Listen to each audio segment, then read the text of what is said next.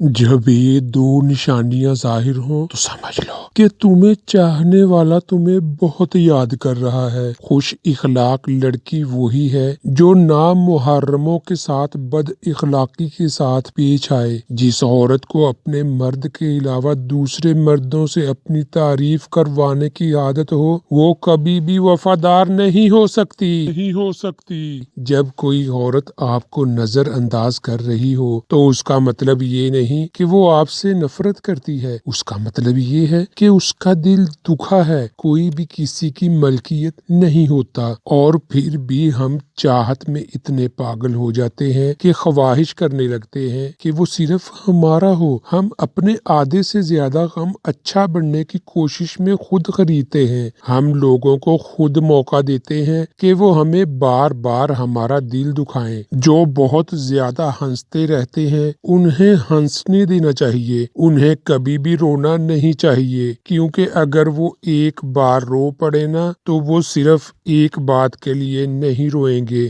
بلکہ ہر بات کے لیے روئیں گے جس کے لیے آج تک صبر کیے بیٹھے تھے۔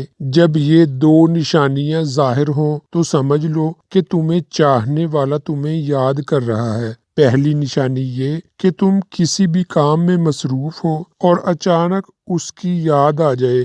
دوسری نشانی یہ کہ تمہارے نظر انداز کرنے کے بعد کسی نہ کسی ذریعے سے اس شخص کا نام بار بار تمہارے سامنے آتا ہے۔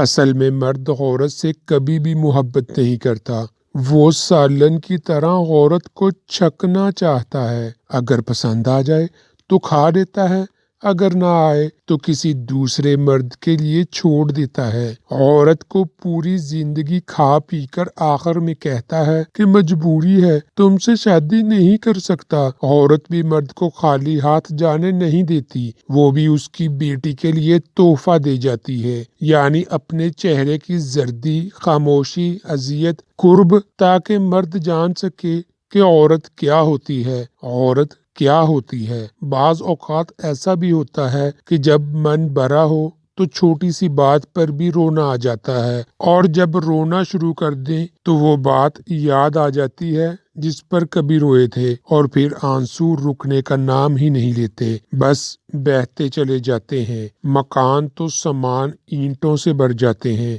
لیکن گھر بنانے کے لیے نیک عورت کی ضرورت ہوتی ہے۔ وقت اور بیوی تنگ تو کرتے ہیں، لیکن جب ساتھ دیتے ہیں تو زندگی بدل